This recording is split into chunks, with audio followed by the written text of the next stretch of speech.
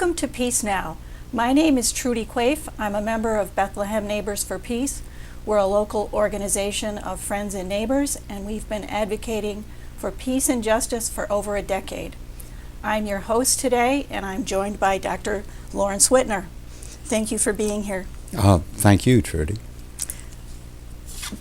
Lawrence Wittner is Professor Emeritus at SUNY Albany, where he taught courses on U.S. foreign policy and on social movements for 36 years. He's the author of numerous books and articles, including the award-winning scholarly trilogy, The Struggle Against the Bomb, and also an abbreviated version, which is right here, Confronting the Bomb. I'm so happy to have you here today, Larry. Thank you.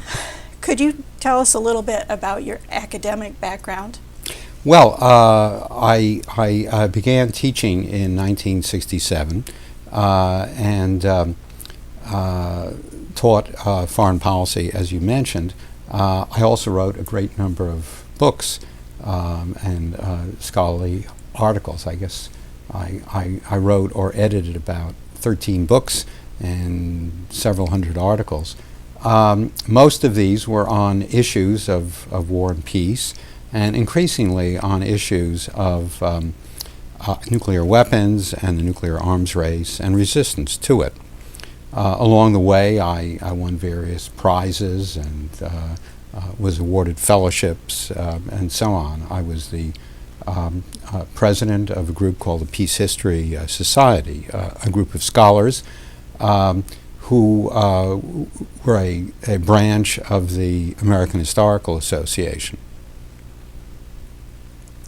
Okay.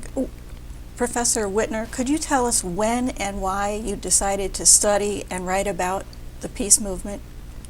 Well, I began writing about the peace movement for my doctoral dissertation, but I didn't really turn to the question of nuclear weapons and the disarmament aspect of the peace movement until the 1980s. At that time, the factor prompting me was the renewed nuclear arms race and a smaller matter, but important to me at the time, the fact that this Peace History Society group, this group of scholars, was planning a conference in Schleining, Austria, at a castle, the Castle Schleining. It would be a scholarly conference at which papers would be given. And I was intrigued by the possibility of going there and actually living in this castle and meeting other scholars there. It sounded exciting for a boy born back in Brooklyn, New York. So I thought about what the subject of the paper should be, and given the mass movement that was taking place at that time against nuclear weapons, I decided to write or do a paper on the history of the nuclear disarmament movement. Now that's the immediate factor that got me going. I think the deeper roots to that paper and to my scholarly work, which I continued for decades after that, it involved the fact that the bomb had been hanging over me and other people who were born in the 1940s or after that as a means of total world destruction. And that sometimes that possibility of world destruction loomed larger. At other times it seemed to fade. But nonetheless, it was an overarching issue in our lives. And I remember as a child taking part in bomb test drills at school, ducking under my desk when the teacher would say, "Take cover," and that would supposedly save us from the nuclear war. Later during college, I took part in student demonstrations against the revival of nuclear testing. So when it came time to consider the issue of the nuclear arms race, I was ready to do so. Mm-hmm. I can remember the duck and cover under the desks back in the 50s, and it was a very scary time. Right, absolutely. Could you give us a little history of the nuclear arms race? Well, it's a big history, but it boils down to the following. During the Second World War, some of the major powers involved in that conflict, such as the United States, Britain, Germany, France, Japan, were actually working on developing the atomic bomb. It wasn't clear that an atomic bomb could be developed, but if it could be, it would be a very powerful weapon. And discussions of this possibility of unleashing atomic energy through an all-powerful bomb had been going on for decades in scientific circles. The U.S. bomb project was the most successful of the various bomb projects in existence at that time.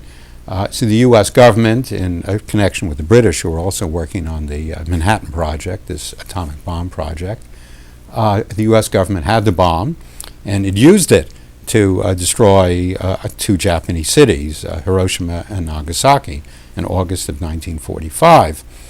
And this really triggered an upsurge in the nuclear arms race, since it became clear that the atomic bomb would work, and secondly, that one country, the United States, had it, and that other countries might develop it. As the Cold War swept through the world in the post-Second World War period, the Soviet Union also moved to develop the bomb. Britain, cut off from the U.S. nuclear project, determined that it would develop the bomb as well. Of course, when I say Britain or the Soviet Union, I mean the governments of those countries. The public didn't know what was going on for the most part and had no say in developing nuclear weapons. And the French soon moved to develop nuclear weapons, as did the Chinese, and the Cold War arms race was on. Ultimately, there were some 70,000 nuclear weapons built, and the world stood in greater peril of destruction than ever before in its history.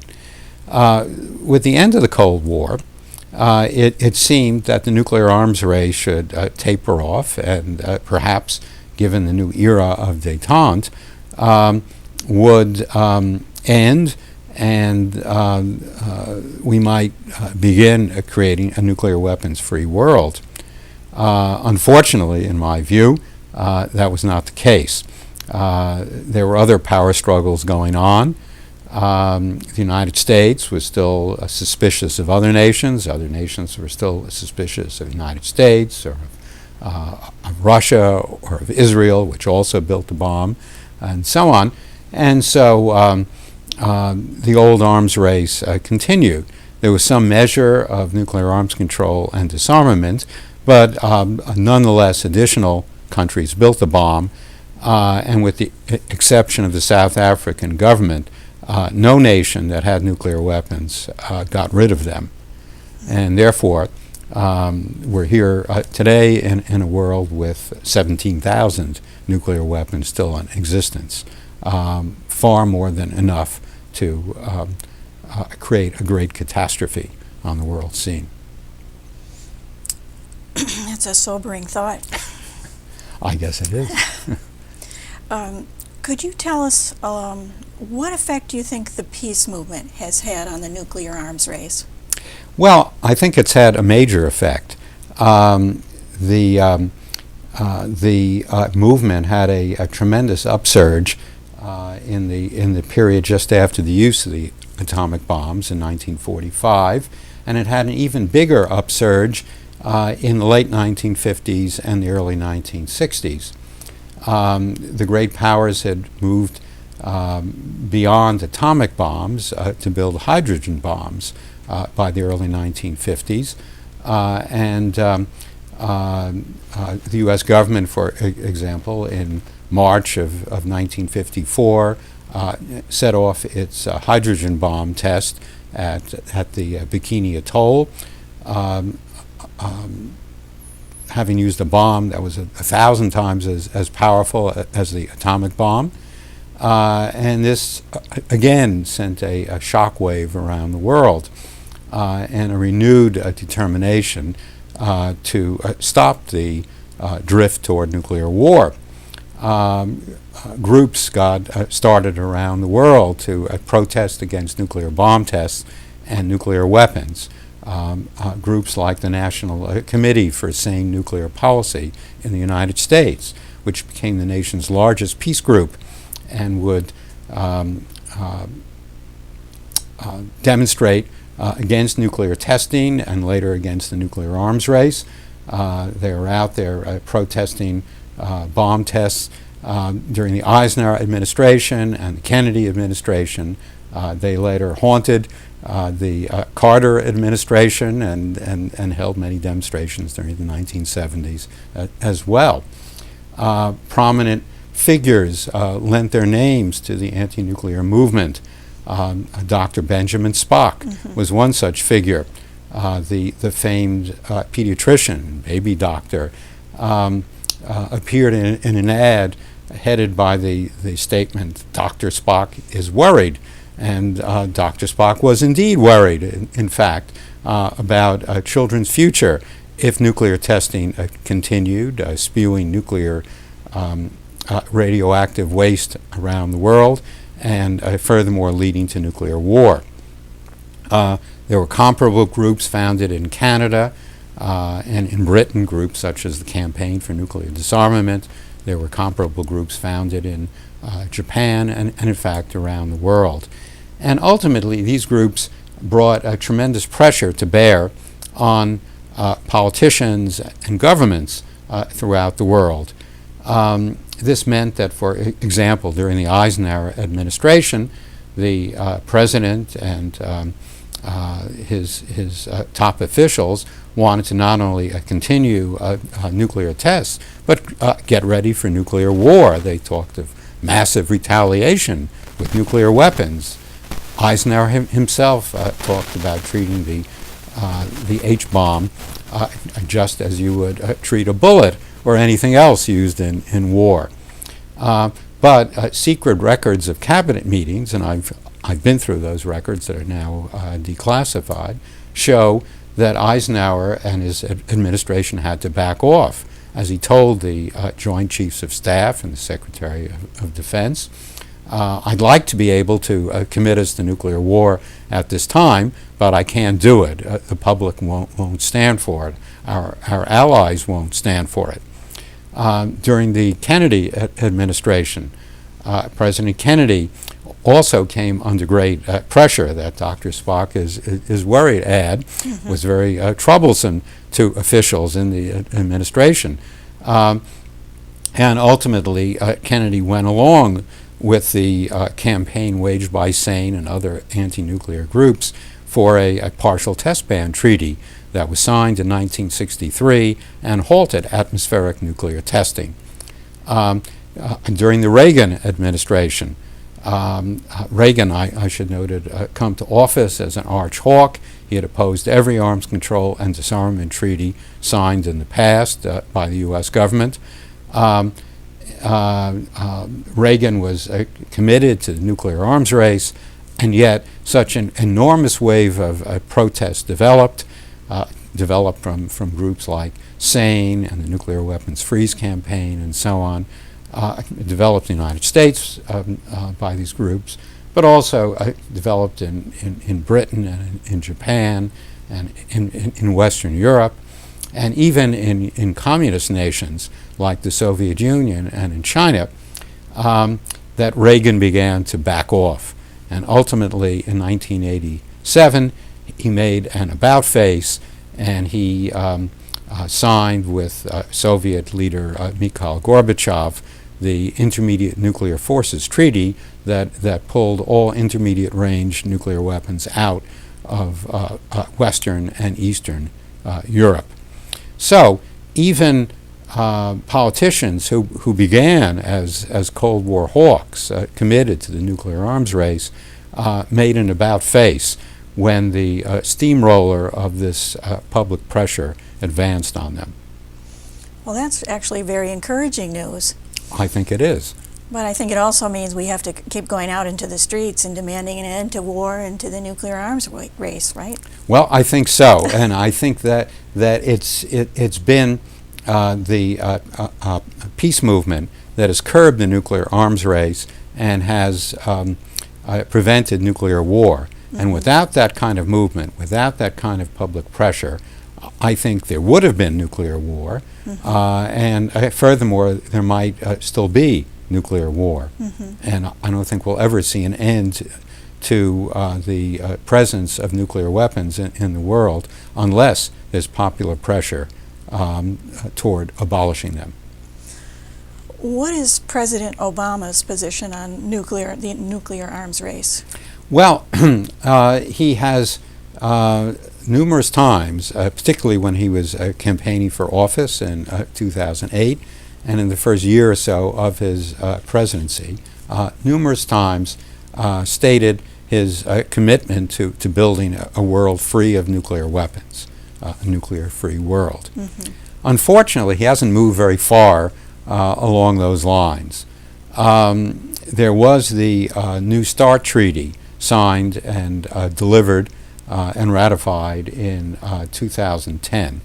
But there's been nothing since that time on the horizon that would lead to a nuclear-free world, or even further treaties. For example, the Comprehensive Test Ban Treaty that would ban all nuclear testing, not just above-ground nuclear testing, but all nuclear testing, underground, for example, was signed during the Clinton presidency back in 1996.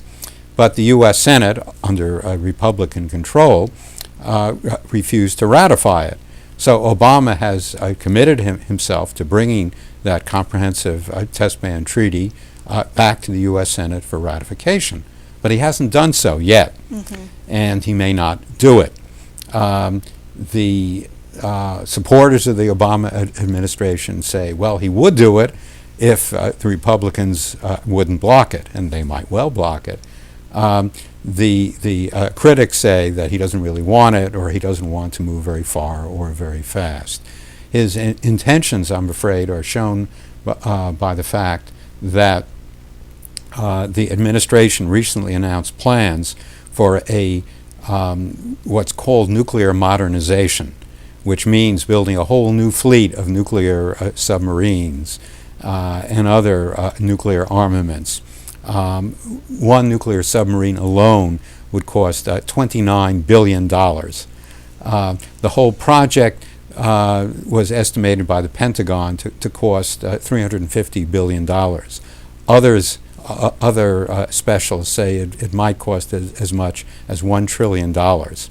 Well, you don't invest that much money in a nuclear weapons buildup if you're planning to abolish nuclear weapons. Right. And therefore, it seems to me that at this point his commitment is not very deep. Mm-hmm.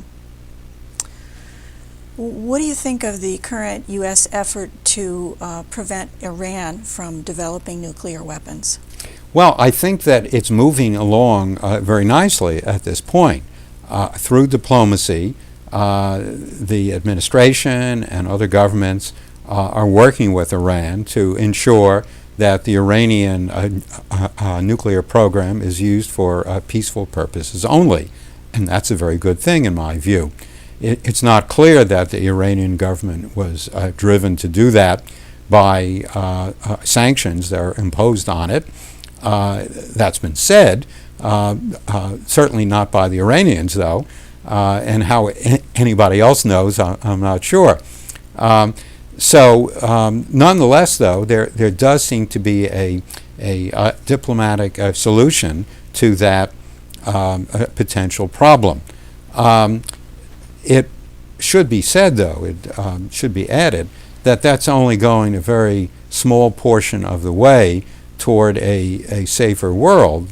There are plenty of other countries that might develop nuclear weapons, and there are 9 nations today that possess a grand total of 17,000 nuclear weapons. 95% of those are in the arsenals of the United States and Russia. And therefore, I think the real question is, beyond diplomacy, ensuring that Iran doesn't wage nuclear war, how about the diplomacy that will ensure a nuclear weapons-free world? Well put. We don't have a whole lot of time. We've got less than 10 minutes left, but do you have any other ideas on what we need to do to achieve a nuclear weapon-free world? Well, I think that it's clear that we need to move beyond tinkering with particular treaties and particular types of nuclear weapons and so on, eliminating a few hundred here or there. I think what's needed is a treaty to abolish nuclear weapons, which would entail a strict inspection by the International Atomic Energy Authority. And this treaty would see to it not only that new countries didn't develop nuclear weapons, but that the existing nuclear powers disposed of their nuclear weapons. So that's one avenue that I think should be pursued. It's not being pursued today. The nuclear powers are very much against that, despite all the talk about building a nuclear weapons-free world. They have not started on developing such a treaty, and I wish they would. The second thing I think is that nuclear weapons have to be seen in the context of conflict among nation states. They were developed in the midst of the Second World War with the goal of winning that war. They were part of an arms race during the Cold War to see who could be top gun, top bomber during the Cold War. And in the post-Cold War period, that same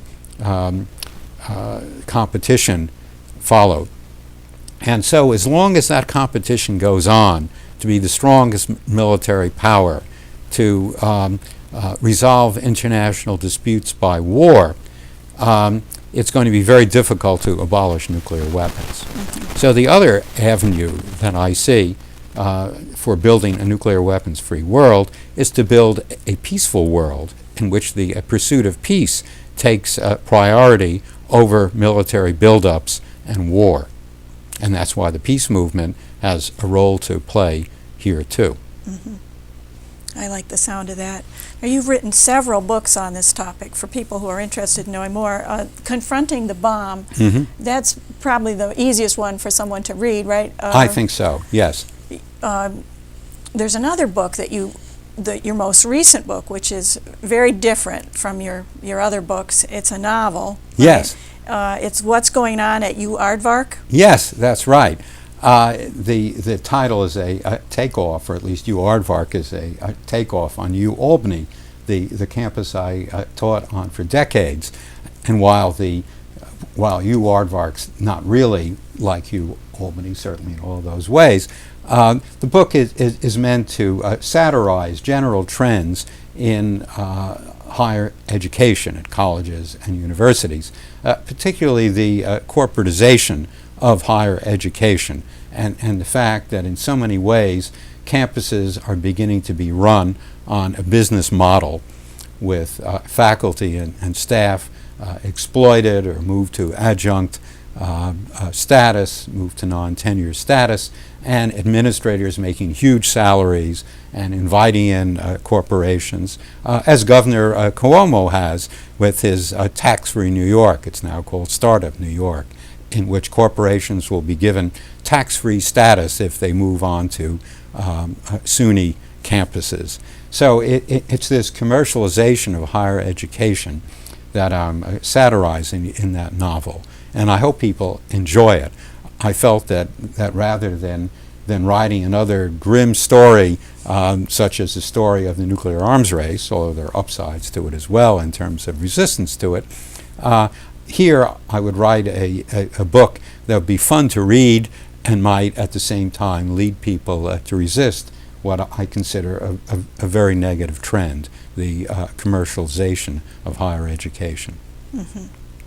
Well, I read it. I really enjoyed it. I thought it was a little bit like the style of Kurt Vonnegut, but it was also troubling to see what's happening to our public universities, and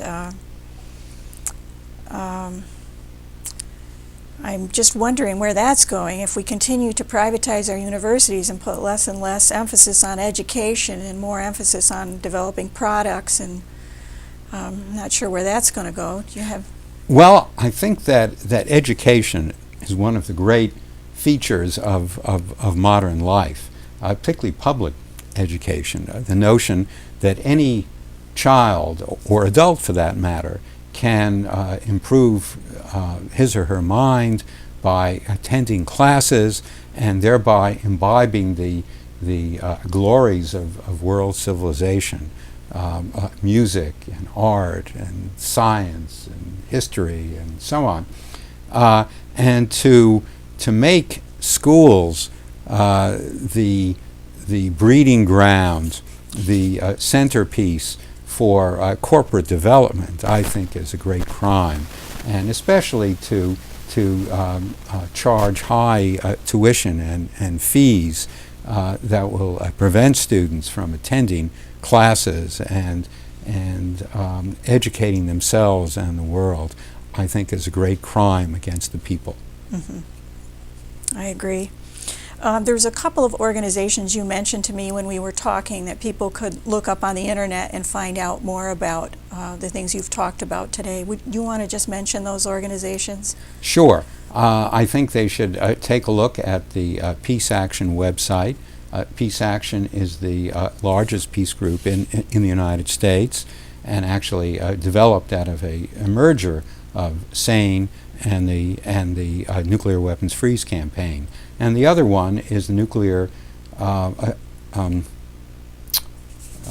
is the name Nuclear Age Peace Foundation. Yes, the Nuclear Age Peace Foundation that does a wonderful job of posting materials on its website.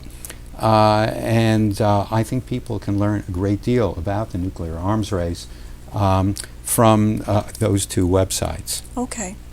Well, thank you very much. It's such a pleasure to have you here today, Dr. Wittner. I'm so glad you had the time to come. And I want to thank our audience for joining us today. And please join us for future shows where we'll be talking about the future of drones in everyday life.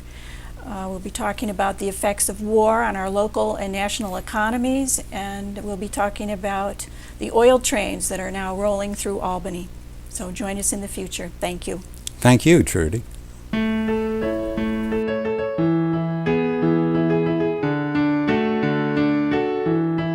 Bring them home, bring them home, bring our parents, our children home, from the dust of Afghanistan back to our arms, bring them home. Bring them home, bring them home, bring our sons and our daughters home, from the ghettos of Baghdad back to our arms, bring